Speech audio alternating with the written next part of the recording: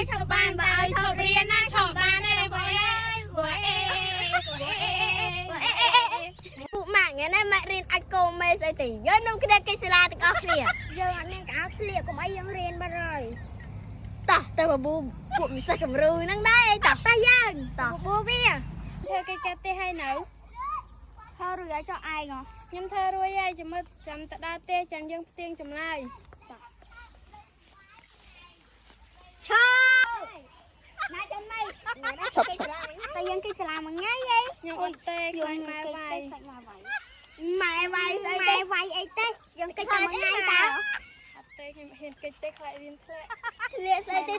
គេតែមួយថ្ងៃម្ដងយើងរៀនតិចនឹង 4-5 ថ្ងៃហើយតន់ធ្លាក់ផងខ្វល់អីការរៀនសូត្រ